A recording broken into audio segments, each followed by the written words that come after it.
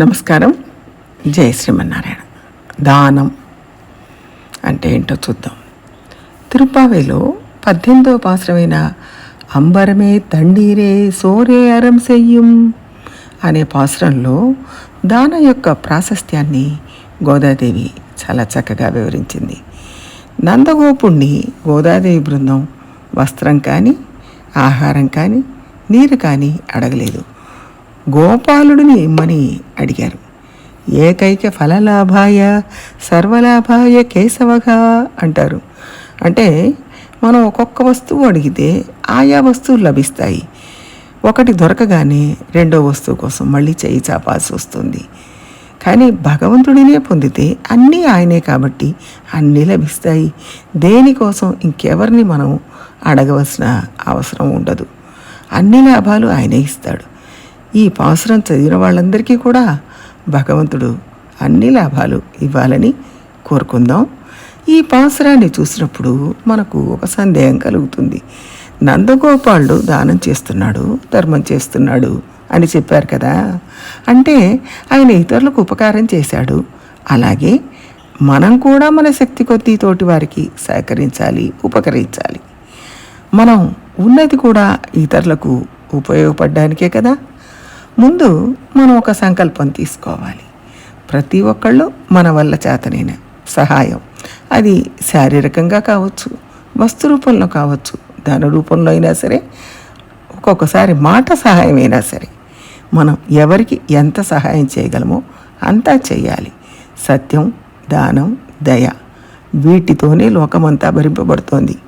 మనం ఎంత ప్రీతితో ఉదారంగా ఇస్తే అంత సంతోషం మనకు లభిస్తుంది. కాబట్టి మనమందరం ఒక మంచి సంకల్పం తీసుకోవాలి. ఖచ్చితంగా మనకు చేతనైనంత అవసరం ఉన్న వాళ్ళకి ఇవ్వాలి. ఇవ్వడంలో ఆనందాన్ని అనుభవించాలి. ఒకరు కష్టాల్లో ఉన్నారు, వారికి ఇంకొకరు సహాయం చేశారు.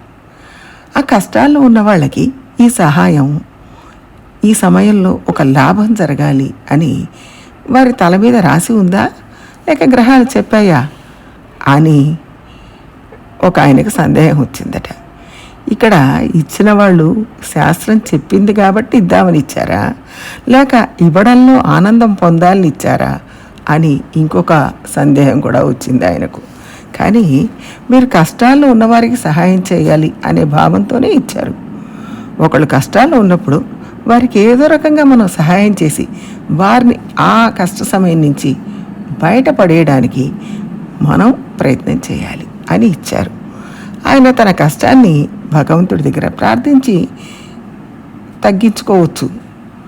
వారికి ఆ సమయంలో లభించాల్సింది కాబట్టి వీళ్ళు ఇచ్చారు అని అనుకోనక్కర్లేదు. వారు ఎవరికైనా ఇస్తారు, ఇచ్చే మనసు ఉన్నవారు. ఆ సమయంలో ఎవరికైనా ఇవ్వడానికి సిద్ధంగా ఉన్నారు. వీరికి ఇవ్వాలి అని రాసిపెట్టి ఉందనుకోనక్కర్లేదు.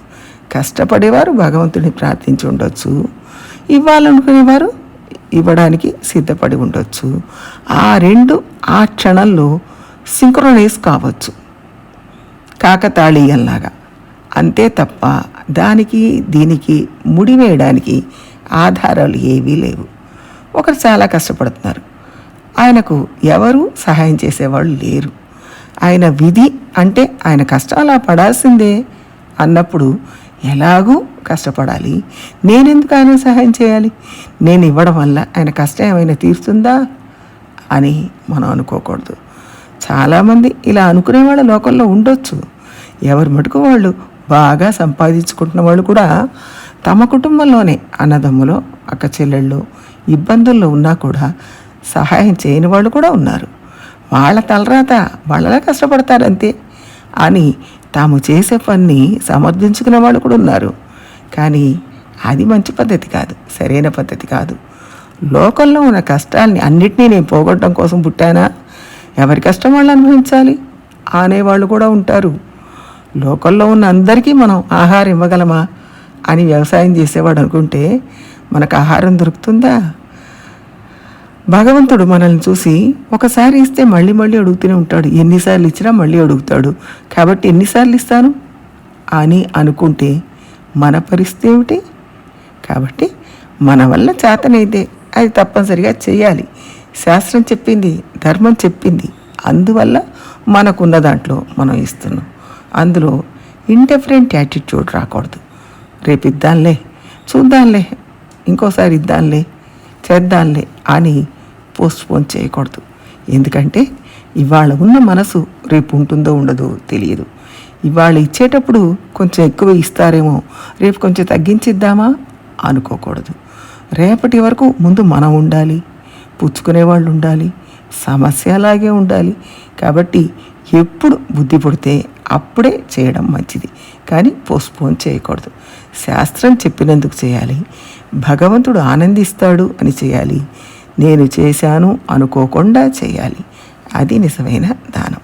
ప్రయత్నం చేద్దాం. జై శ్రీమన్నారాయణ.